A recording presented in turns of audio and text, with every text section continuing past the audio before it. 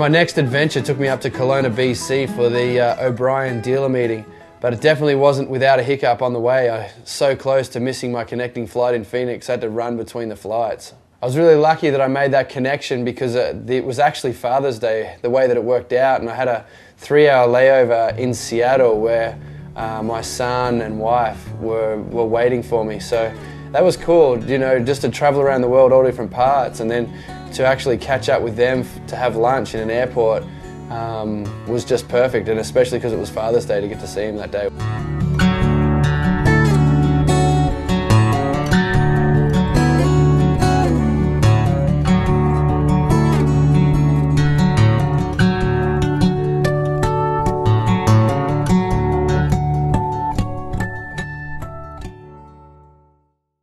The flight into Kelowna was absolutely amazing, you know, just flying over. We were going on a wakeboarding trip, but flying over snow-covered mountains. And then once we landed in Kelowna, we had about a 2-hour drive. And even that drive, you know, just traveling up through the hills with all these huge big pine trees was just it was a beautiful drive. We've just arrived at the houseboat capital of Canada, here at Sicamous. Must be the houseboat capital, it says it right there. So after a huge day of traveling, I made it up to Shuswap Lake, and not knowing what to expect, I got up there and just got to a marina with so many houseboats. You know, I've never seen so many houseboats in one place. And of course, the boys from O'Brien up there had hooked it up, and the two biggest, most luxurious party boats were there with O'Brien banners all over it. So we loaded up and headed out there for a couple of days.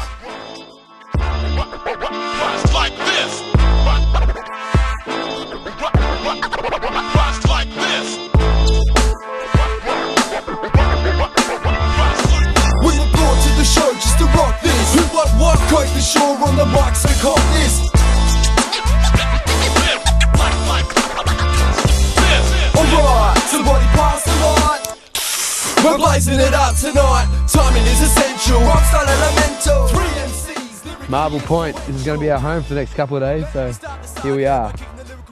So the first morning we pretty much just chilled out, you know, just being in a place like that is just relaxing. So we just chilled out all morning, and then lunchtime, after lunch, the water was still flat, so we got out there and had a set before the wind came up.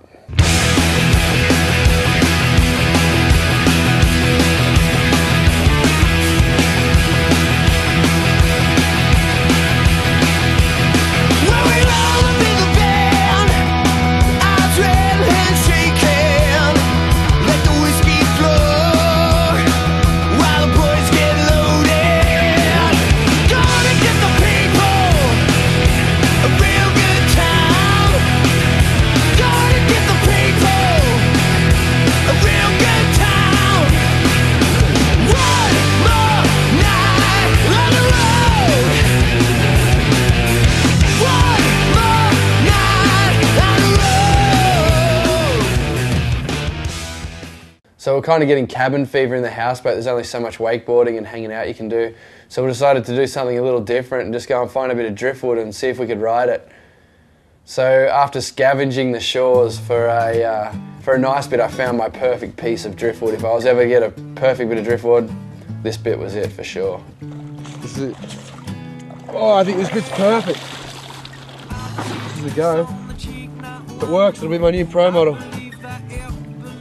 What we call it, driftwood by DW. So once I got up on this bit of driftwood, it was kind of a funny feeling because I actually had control of it. I could move it left and right, and I cut outside the wake, and then all I wanted to do is get it on the biggest whip possible. I wanted to get the bit of driftwood going as fast as I possibly could, so I just told the driver to get me in a whip, and I just started cutting out, and then I was actually going pretty quick. In the end, it just the driftwood just lost control, and I jumped off and then just started barefooting. So I knew that I got up on it the first time from the houseboat. I knew it was possible, so deep water start was in order just to get back to the houseboat.